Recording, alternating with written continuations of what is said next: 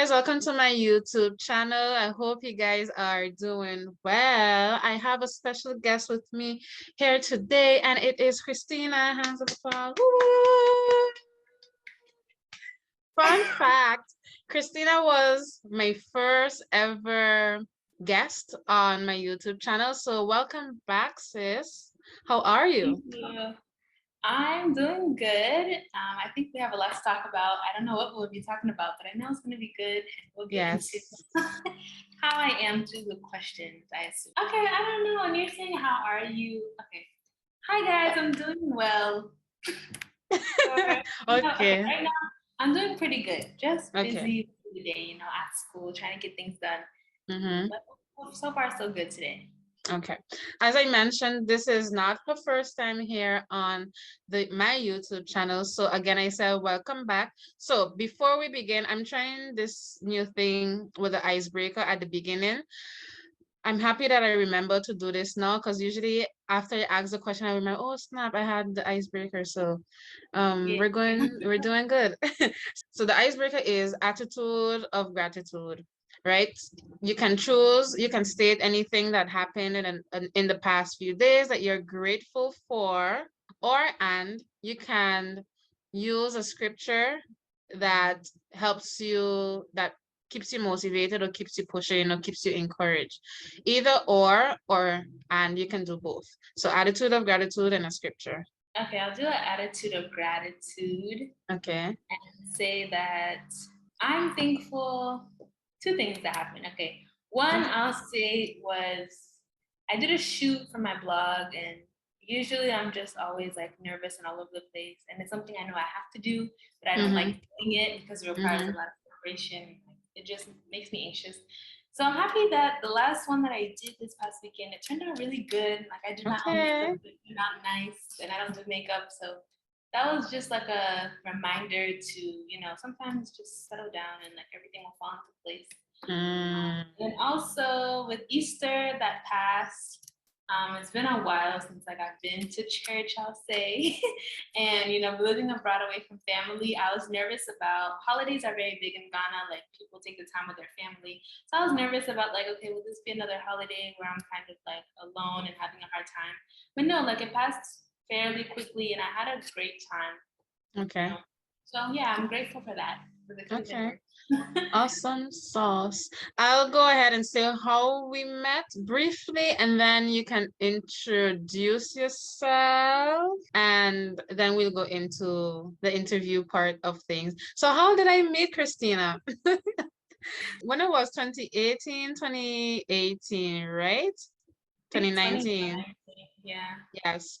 So we had a class together, and from then on, it was history. That's the that's a very short version of it. You can go into the details, but that's how I met Christina. And I love Christina. Let me tell you, she's someone that I'm so grateful that she's like, I know her.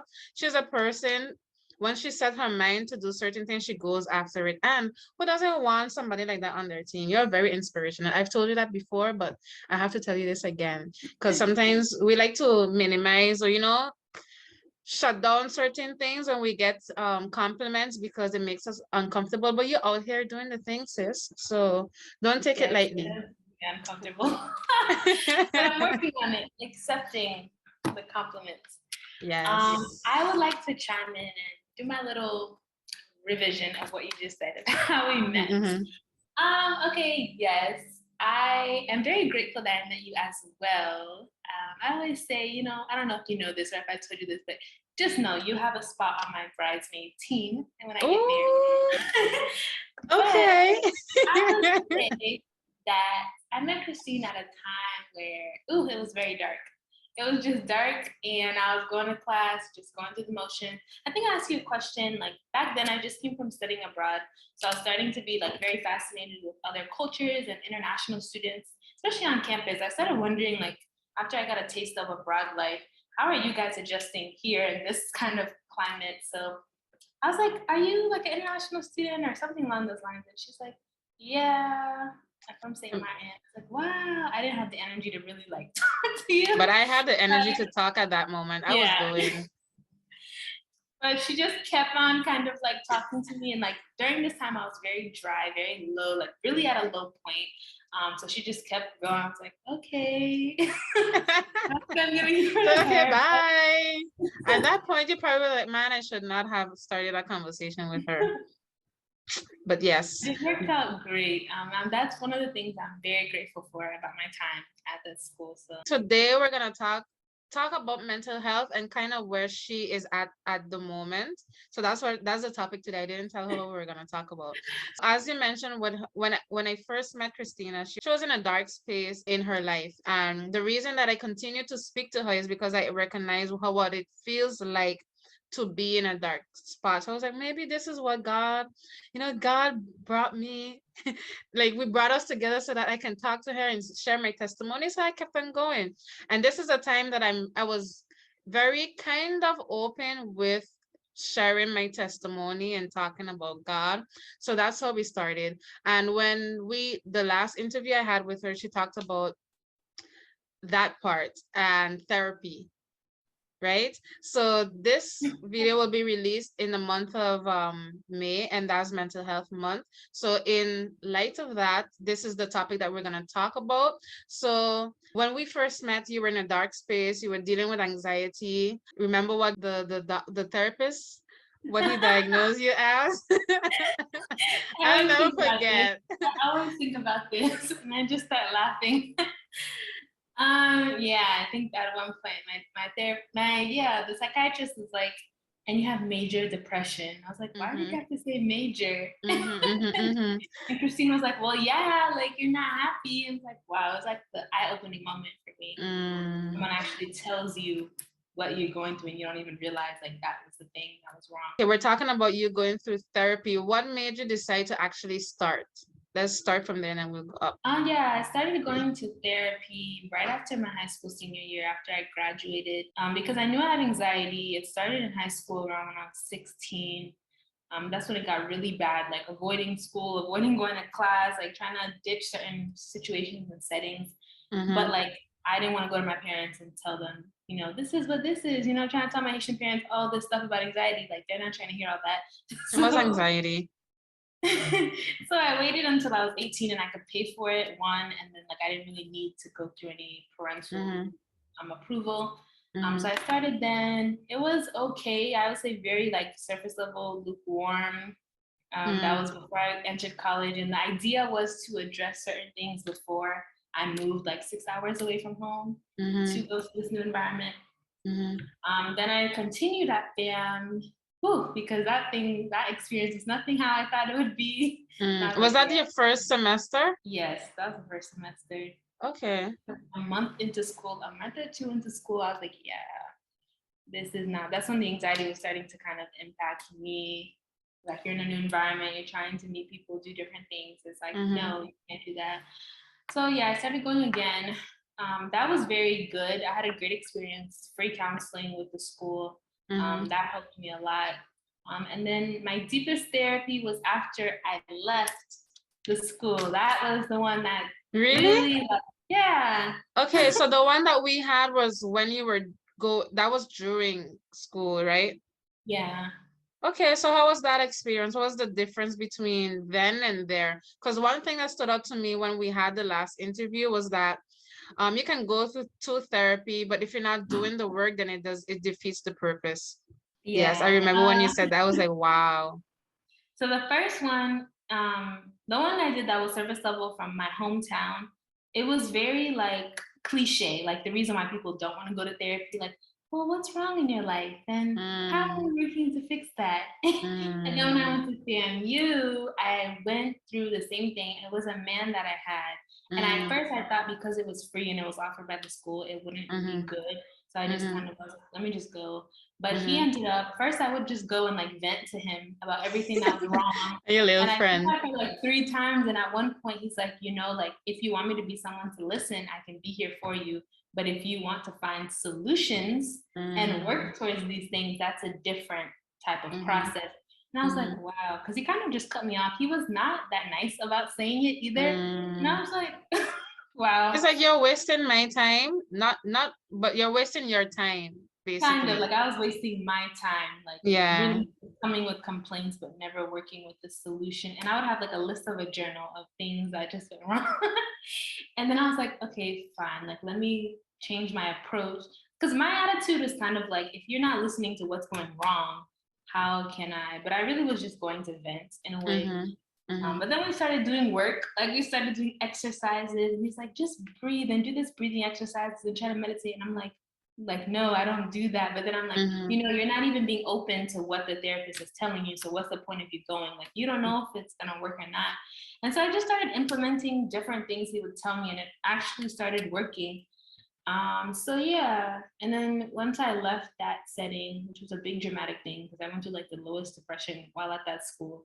And once I was climbing out, I had to go to therapy back home. I went to see another one. And I come from like a white city, so the fact that I found a Black woman, that just changed the game entirely because she was so different in the sense of like she was not only patient, but she was just real with me. And it's like everything she told me was exactly what I needed to hear. We can talk a little bit about what I learned from her, but like one big thing that she taught me is that my boundaries are to protect me, not to offend others. And like even living here in Ghana now, that helps me every single day because sometimes people will like just make assumptions about you or, like be offended because you're choosing to protect yourself and they don't understand that. Like they don't know your history or like why you're doing what you're doing. So that was a big one for me. So many other lessons. Feel free to share them. Moving from the States because now you're in Ghana. How was that on your mental health? So leaving your family behind, leaving things that you're used to behind to start something new because yes, you visited Ghana before. Yes, in 2019. But it's not as long as you're there now. Oh yeah, because I was there because for you're 2 months. living. Yeah, now I'm here for 2 years. So how was the change from moving from the States to Ghana, being on your mental health? Like how have you been able to cope or even using the tools that were provided through therapy? let me see. So moving from back home to Ghana, first of all, the preparation was stressful because I was doing an internship, and then hopping from place to place. I think that same year, like I moved out of my parents' house. I never lived with my parents like throughout college, but then when I really had to leave and I didn't know where I was gonna go, I just went back home for like 6 months. It was horrible. So I moved out like to my first apartment. And then like I found out I would be moving to Ghana because I won a fellowship. And then to be honest, I feel like from the time I left FAMU to the time I've moved to Ghana, I had no break. Like I never had a chance to catch my breath and really process what I was doing. All of these major life changes that have been happening. Like first I left the school of my dreams and like I didn't really process that the way I should have. Then I went back to this house that is not the best environment mentally and where so many things started and I didn't really process that. Then I moved out of nowhere to my first apartment in a new city, and I didn't really process that. And then I found out I won like a life-changing fellowship, and I didn't really get to process that because everything was so like immediate, one after another. There was no break. And then after that, I had this crazy internship while I was also trying to pack and figure out visa stuff and save money and figure out my apartment. And, it's not like I was moving to New York or California or even a country like London where it's like more modernized. I was moving to Ghana and things are hard if you're not there to figure out, certain situations. So it was I didn't notice it until I kind of got settled around the end of November of 2021 that like I've just been on go, go, go nonstop. And then, there's always a crash when you're on go, go, go. So I think, can pause it. So you said the ending of November 2021. So how long have you been in Ghana before you had that break? I was in Ghana for like 2 months. Okay, so before that, I was doing an internship, but I was also like moving from place to place because my apartment lease ended and I was about to move. So I was in that transition period and I was doing this crazy internship, like a very demanding internship, and I was so ready for it to be over. But my days were packed with internship work, and then I also had to pack and so it was crazy. And then I finally got to Ghana. The internship was over, but I only had like a 2-week period before my grad school program started. mind you, I just graduated undergrad in May, and in August, I'm in my grad program. And if it was up to me, I honestly would not have done grad school right after undergrad. Like, I wouldn't have gone to grad school anyways, period. I don't think, if it wasn't for the opportunity, which is crazy to think about now. But God is funny. But in Sense of August, I humor. started. Yeah, I only had 2 weeks before like school didn't start, and when really I needed a month, I would say a solid month. And I got everything done. You know, I found the apartment, but it's also like when you're on go, go, go and you're rushing to get settled, that will impact you as well. Like it's just always. So now that you're in Ghana, I do believe having a support system is very important. So being in a new environment, how did you cope? Like, how did you get around? What did you do to have a support system? Like, what did it look like for you? Yeah, I had like a few friends that I knew before from my study abroad experience in 2019.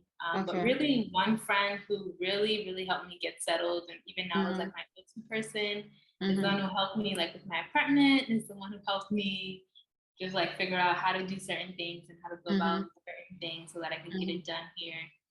So that was huge, but that also led to a lot of codependency during my first few months here, for sure, that I ended up not liking, because I was used to being so independent and having my own car and knowing everything that I needed to do, or going online and finding the answer. So coming to a place now where, like, even though I hate driving, like, okay, I can just take Uber, but now if you want to get around, you're still dependent on someone else to come pick you up for Uber. And if you want to get things done, your American accent isn't always your friend. So now you're depending on someone else to be available to help you with this or negotiate. And so it's like you're always dependent on other people. And that was hard for me at first, like just releasing control. So support system, I think, is definitely important moving to a country like Ghana. But yeah, I'm just really thankful for the people that were here. I think it's very important to have a support system, because I've mentioned this enough times. I'm sure you've heard me say it, that you can't go through life alone. You need somebody. And it's crazy how, you know, how God is intentional about certain things, because when you initially, I'm assuming, when you initially did your travel abroad, your intention wasn't to return. Even in that, you came, you made the connection, you left, and because of that, when you returned, you still had these people to help you go around. And also it takes being very like humbling to receive help, because of being so. Are you frozen? No, I'm Oh, just girl.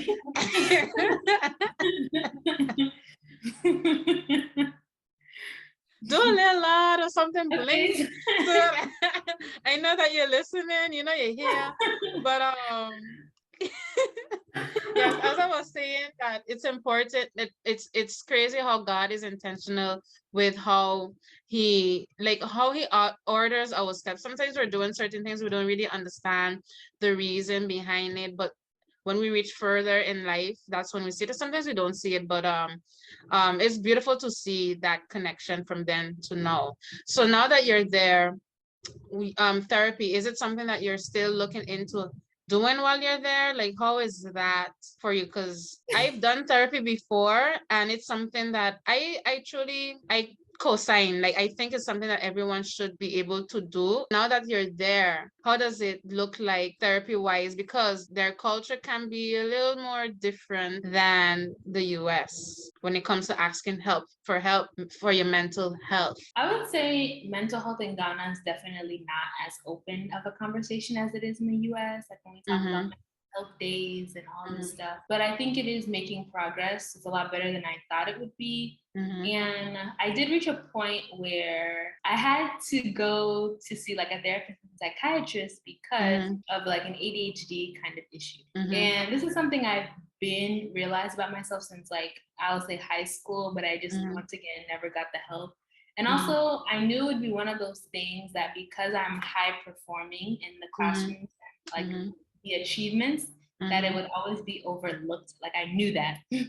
So going into college, I also had an incident at FAMU where the therapist recommended that I go get tested. And as soon as I went to go get tested, he opened up my file and he was like, your GPA is too high for you to have it. And I remember I just started like crying in his office because I'm like, it took me This imagine like your lowest point, and it took you Mhm. all this energy to get out of your house and get up Mhm. out of bed and get dressed Mhm. and brush your Mhm. teeth and take a, like this is all like major to me. And then you get there, and then just for someone to be like, oh yeah, your GPA is too high. Like he told me that just because I might get bored doing certain things doesn't mean that I have ADHD. And I'm like, wow, this is why Mhm. people don't come to get help actually. Like I was so upset. I just let it die after that, honestly. Like he wanted me to go talk to different people, and I was like, no, like it's gonna be the same thing. So, but when I entered grad school and I had all this work to do and all this other stuff to do, and I like found myself falling behind, not because I didn't have the time, but because I couldn't sit down and do the work and concentrate on what I was doing. I was like, Mhm. there's no way that this is going to work. Like I'm a Mhm. grad student and I can't sit down. When I make time for this, like I can't do the work. Like, and how are you gonna tell people that you just can't do the work? Like they don't really want to hear that. And then when you do ask for help, even here, it's kind of like, well, Christina, like you're a bright student. Like I've seen your work. Like you're like people just are very dismissive of Mhm. things all the time. But I did take the steps to go see a therapist and a psychiatrist. The psychiatrist was dismissive about it, and she was saying because there's a history of like anxiety and depression, she wanted to focus more on that, even though I honestly did not feel like I was depressed or that anxious when I was first here. I was just telling her, like, I think natural things, like, finding a place to live. And then my therapist, I just truly feel like it was like that first experience where I was just there talking and she really didn't have anything to offer. She wasn't going to help Mhm. me grow, Mhm. especially with this experience now. Mhm. And she made me also realize that like some people may have had bad experiences with therapy, but it also takes a while to find a therapist that is for you and of quality. But because of the experience I had with my other therapist, I can say that like I know what that looks like now because I Mhm. didn't before.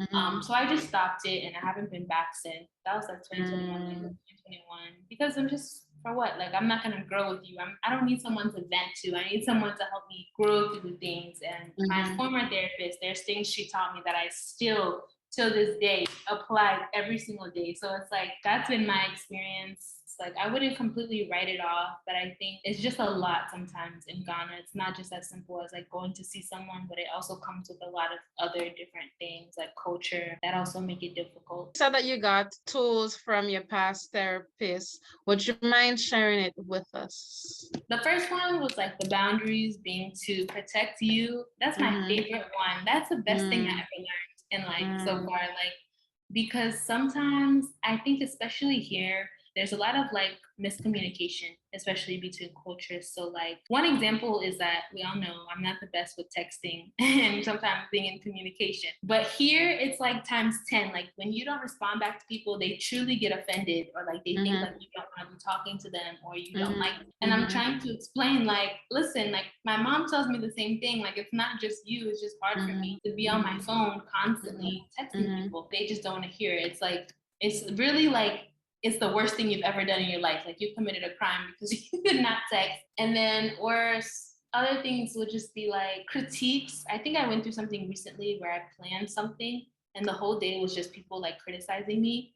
But the Mhm. way things can be sometimes is like, when you step up to do something, everyone looks for you to do that thing. And well, of course, because you signed up, but also like understanding you're not perfect and you're not going to know everything and they also won't step up themselves. So it's easy for people to critique you when they're not in that same position. Mhm. And I just had to remember like boundaries, like your boundaries are to protect you, not to offend others. Like when you don't want to go anywhere, when you want to say no, when you don't want to be in certain settings, when you set those boundaries up, they're gonna be misinterpreted and they're not always gonna be understood. But they're to protect you, not to offend others, even though they might be offended. You know the purpose. Second one, I had a very bad case of like all or nothing thinking. Yeah, it's like you're either all in or you're all out. So like an example is like when I was living at home, I really needed a break from my house. Mhm. And I was like, I really want to go to Mexico or like Costa Rica, and I don't know if I'm going to be able to go abroad. And my Mhm. therapist, she's like, the need is for you to get away, right? So that can look like going down the street and just checking into a Mhm. hotel for the day. It doesn't have to be abroad. Like even though you would Mhm. like to go abroad, the need is just for you to get away. But because of my Mhm. mindset, it's like either I go abroad or I don't go away.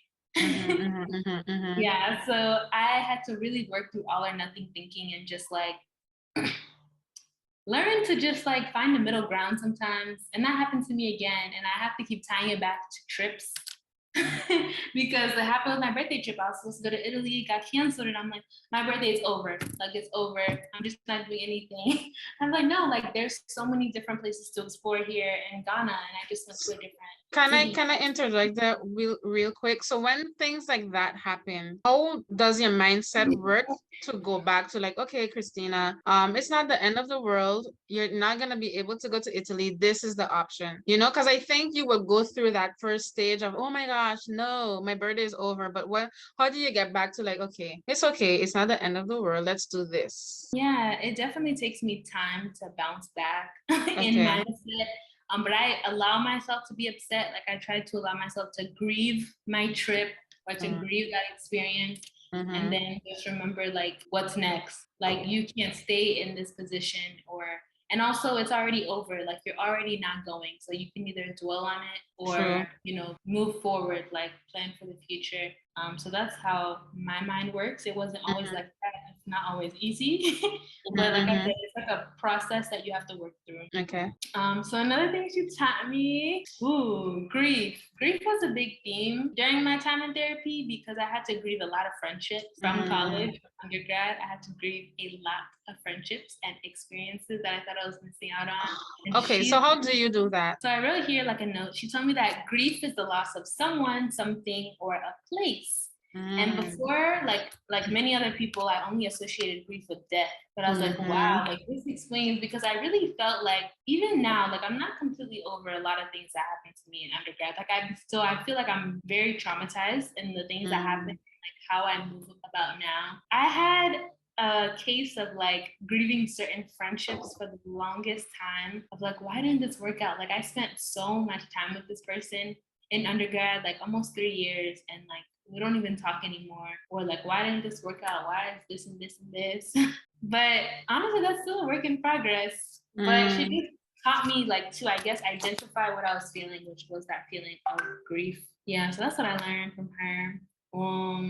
So just the first step, just acknowledge that you're going through it or that you're hurting from the loss of that friendship.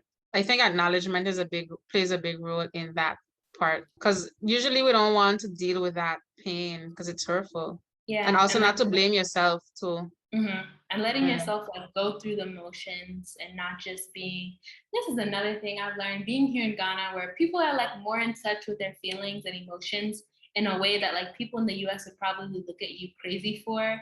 Like they'll be like, you hurt me. Like someone will flat out just tell you like, you hurt me. And like in Ghana? Yeah, and they're being so serious. And like I've had to change my approach on how I communicate with people because it is different and it's more like gentle here. So that's also taught me like, I don't want to be the person that acts like I don't care or I wasn't fazed by like the loss of that friendship. Like, no, I do care and it did hurt me. But sometimes that's hard, you know, depending on what setting you're in. In Ghana, it's a little easier to do that. Whereas in the US, everyone has I don't care, I'm better off without you. I can do life on my own. I don't need anybody. And I'm like, oh gosh, that's how I was. And I'm like, no, like I'm hurt by a lot of things that happened in undergrad. And that's why I'm still growth. Listening to you say that is wow. It's like blow, you know, because that I don't care. I used to hear that. I used to hear that a lot. So that's definitely growth. Oh my gosh, I forgot about that. Oh gosh. For context, for those who don't know, I did used to have I don't care was one of my favorite phrases back in the day, you know, and my therapist would call me out on that too. It's like, you don't care.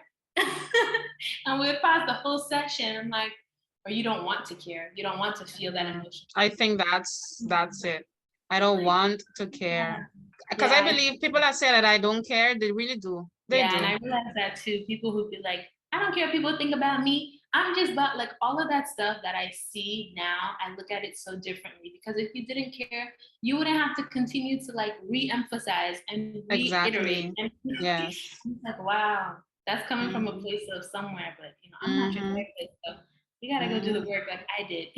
Yes. And the last thing, I have one more point.